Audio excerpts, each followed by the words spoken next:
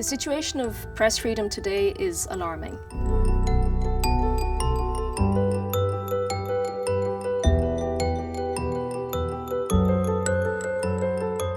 Every 4 days, somewhere in the world, a journalist is killed. And beyond the killings, there are cases of physical assault, arbitrary detention, imprisonment, kidnappings. While killings are the ultimate form of censorship, they're really just the tip of the iceberg.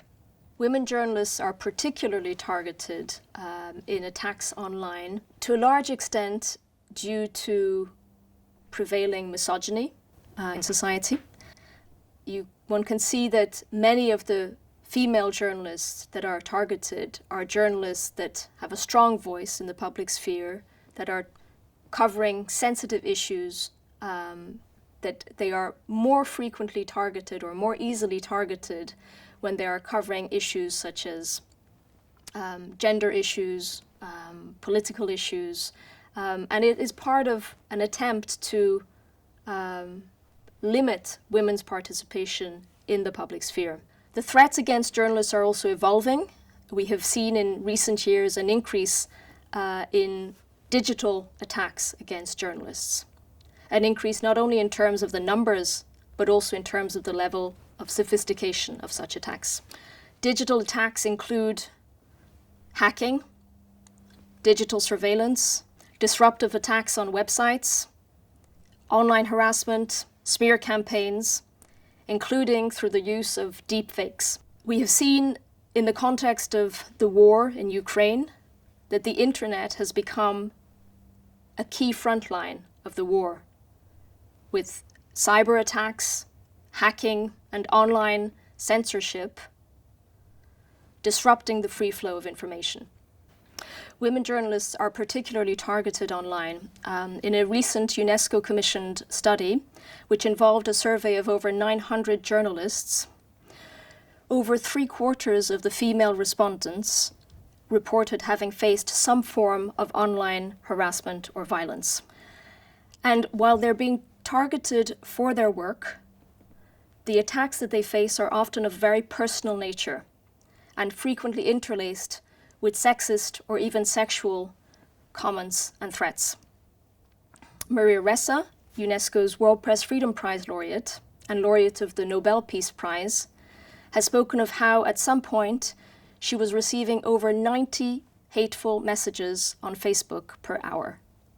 So UNESCO has an important role to play in supporting journalism education and in supporting training for journalists on specialized topics. UNESCO has a wide range of model curricula for teaching journalists on how to report on climate change or on migration or on the COVID-19 pandemic. And these trainings have been organized both as physical training sessions, but also through MOOCs, massive open online courses, which have allowed UNESCO to reach thousands of journalists around the world and to improve, therefore, reporting on these sensitive issues. So UNESCO works on a number of fronts to tackle the issue of journalist safety. One key front is training, capacity building. And such training targets primarily journalists. So we provide, for example, training on conflict-sensitive reporting, on reporting in hostile environments, so how to keep safe when you're working in a conflict zone, for example, and also taking into account new elements such as the digital threats that have become more frequent. So we also provide a number of training programs on digital security for journalists. So since 2013, UNESCO has trained 23,000 judges and other judicial actors on these issues, and a number of training schools for judges have now integrated these issues in their regular programs for judges. Another important aspect of this training is sensitizing judges to their role in also combating impunity for crimes against journalists. Every 4 days, a journalist is killed, but in 90% of cases, the perpetrators go unpunished.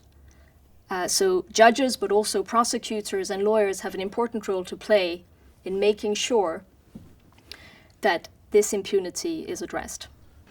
UNESCO has a very important role in helping governments to create more enabling environments for free, independent and pluralistic media, and to help governments revise their legal frameworks to align them more to international standards. And so as an example, during the Arab Spring, UNESCO provided support, technical advice and advocacy to Tunisia. And as a result of these efforts, and of course the efforts of other actors, the country adopted a constitutional guarantee for freedom of expression.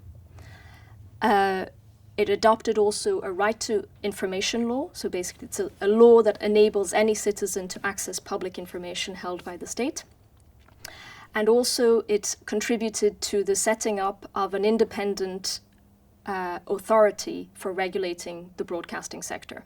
So all of this really played a key role in supporting Tunisia in its democratic transition following the Arab Spring. These campaigns matter in order to sensitize the global audience to why it is so important to protect journalists, why the killing of a journalist is actually a threat to the whole of society, to the whole of society's right to information. In the context of the COVID-19 pandemic, governments in a number of countries adopted laws, emergency laws, so-called fake news laws, that were often vaguely worded and that imposed excessive restrictions on freedom of expression. And these laws were used to curtail reporting on the spread of the virus. So UNESCO needs to continue working with governments to revise, where necessary, their national frameworks, national legal frameworks concerning freedom of expression to ensure that they are in line with international standards.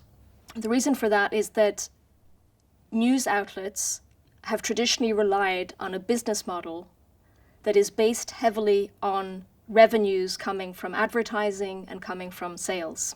But with the rise of internet platforms that are now disseminating news content and that are able to ensure very sophisticated micro-targeting of advertising,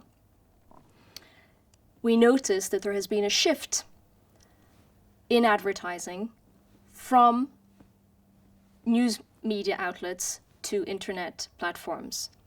So for example, in 2019, over half of global advertising went to internet platforms, while only 6% went to newspapers. Media outlets have to rethink their business models, and UNESCO is supporting them in this process. UNESCO is working with media organizations and with other actors to consider alternative models for ensuring the media viability of news media organizations. Well, you need to consider also the fact that the digital divide is still very much an issue. In 2019, 87% of people were using the internet in developed countries. But if you go to least developed countries, only 6% of people were using the internet. So one needs to find alternative ways of informing local communities that are still outside of the internet grid.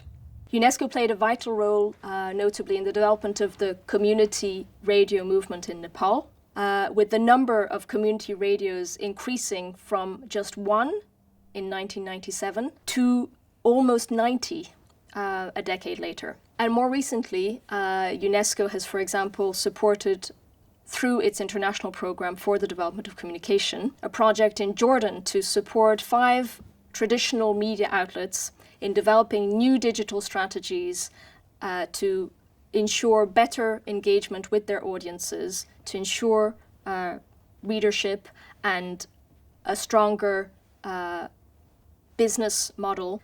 Moreover, journalists and the media also have a very important role to play in promoting democracy and good governance by ensuring greater participation in decision-making processes, by ensuring accountability, by uncovering human rights violations and corruption. And in times of crisis, it's especially clear the role that access to reliable information has. Protecting people's right to information is actually protecting the very dignity of human beings who have a natural need to communicate, to express themselves, to share ideas, to share information. And ensuring that right enables us to preserve what makes us human, actually. Words matter and declarations matter because it is important for UNESCO member states to agree on certain fundamental principles that can ensure the respect of the fundamental right to freedom of expression, that can ensure the respect of journalist safety, that can ensure the right of every citizen to access information. One example is the Windhoek Declaration on Free, Independent and Pluralistic Media, which was adopted in 1991 at a UNESCO conference and which set the stage for the development and reinforcement of independent and free media on the African continent and was then replicated in other regions of the world. And this framework, 30 years later, at the last World Press Freedom Day conference in Windhoek in 2021, was revised, and a new version that responds to the current challenges to press freedom was adopted.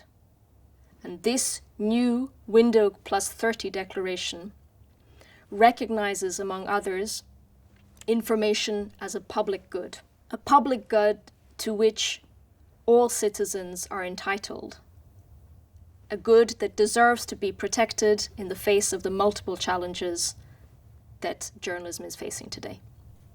Well, I would say that the COVID-19 context has reminded us in a very clear and brutal way of the importance of access to reliable, quality information.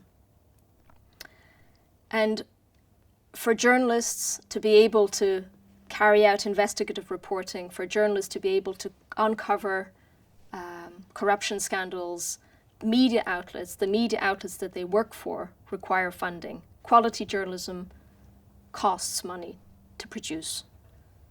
And therefore, I would like to end with an appeal to everyone to support your local paper, to support the media channels that you rely on to get that information that can have such an important impact on your life.